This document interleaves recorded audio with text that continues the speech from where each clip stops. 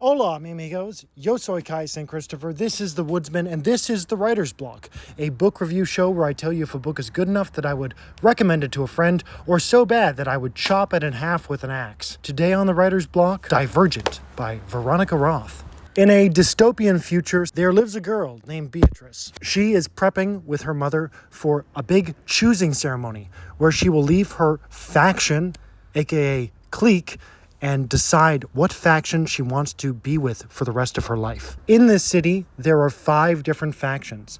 Abnegation, the selfless. Erudite, the intelligent. Amity, the peaceful. Candor, the honest. And Dauntless, the brave. So all of these factions are kind of the same except for Dauntless, who's just a bunch of fucking wild people jumping off of trains. Everybody else has a job, and these people are just drifters. She gets a really weird serum that they inject into her where she has to make a bunch of weird decisions like, do I want a piece of cheese or a knife? Do I kill a dog or walk away? And she screws up this test so badly that she doesn't actually get assigned to any of the factions. She is Divergent, which basically just means that she doesn't fit into any of these categories. Now, the worrisome thing is, if you don't fit into a faction, you become factionless. And they kind of tease it, like, well, maybe factionless isn't so bad, except the only factionless person you meet tries to murder Beatrice. The day of the choosing ceremony arrives, and the thing is, no matter who you get, it doesn't actually matter. You get to choose what faction you're going to join. She chooses Dauntless and then gets whisked away. There's like a 2-week boot camp where they try to see if she's dauntless or not. The first thing they do is take a trip up to this very tall building, and they're supposed to jump off. And a bunch of the people who definitely aren't dauntless enough, they keep going like, we don't want to jump. And Beatrice is the first person to jump. She like lands safely at the very bottom where she's greeted by some other dauntless people. And they're just like, what's your name? And she's like, I have to think about my name. Am I Beatrice? No. And so they're like, what's your name? And she goes, my name? It's Triss. Yeah. Not great.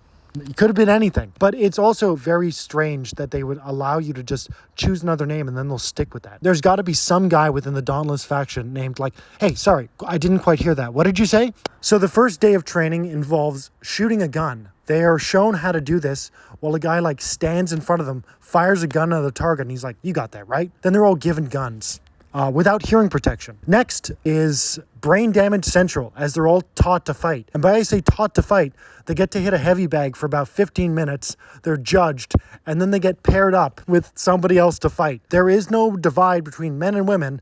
Everybody gets to fight everybody. So this is just domestic abuse central, as men continue to beat the shit out of women. Next, they play Capture the Flag. And as I'm reading this book, I keep wondering, like, it feels like somebody is going to open a door and they go like, hey, what are you guys doing? We're trained. That person's not in charge. What are you following them for? Like, it feels insane. They keep training. Then they're like, oh, am I going to be dauntless or not? They keep getting tattoos. So I'm going to focus on the world building. There's 5 different factions, and like one of them rules over everybody. The others are like really intelligent, good at reading body language and telling the truth. And then there's the Dauntless. It seems like they're just training people to become homeless. Like they're riding trains. Yeah, they're getting into fist fights. It's like, tomorrow's lesson, we're going to teach you how to tie a really tight bindle around a stick. When we get deeper into the book, they start giving people truth serum or whatever it's called to like give them hallucinations of their greatest fears so they can face their fears. And this leads me to another character in the book named Four. I don't hate the name Four. It's like weird, but it's pretty cool. Until you find out that he's named Four because he only has 4 fears. Still pretty cool, right? Except that there's this big announcement where somebody asks, what's the least amount of fears somebody can have? And someone goes like, the record is 4. And nobody catches on that maybe it's the guy literally named Four. Yeah, they figured out Johnny 15 fears. Here's the thing about the world building. So there's 5 different factions in this book, and they should line up alphabetically, going like A, B, C, D, E. We have Abnegation, A, Candor, C, Dauntless, D, and Erudite, E. And then there's another A. The 2 A factions are fighting with each other. Triss is wondering why one faction hates the other. And it isn't addressed in the book, but it seems pretty obvious to me. There was a time when everybody was creating their faction name, and one of these factions was supposed to pick a letter B name. And it's almost certainly the faction that they're mad at. Everyone shows up and they're like, okay, everybody got their names? We're going to do this A, B, C, D, E, F, G, right? Perfect. A, what are you? We're amity. Okay, that's great. Okay, what about you? We're abnegation. Hey, no, you're supposed to be B. We don't want to be B. You guys be B.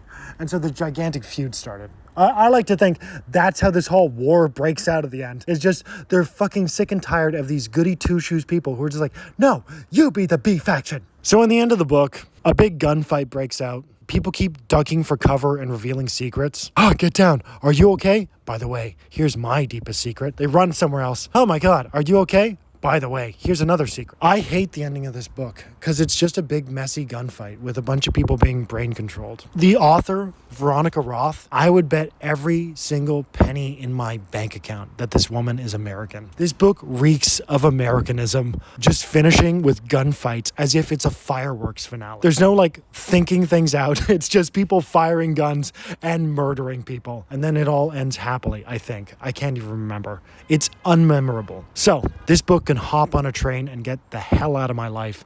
It does not make it off the block.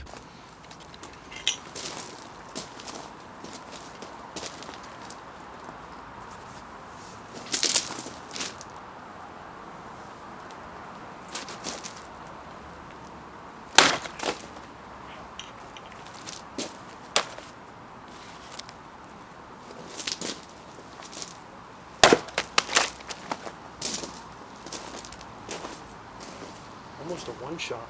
Yeah.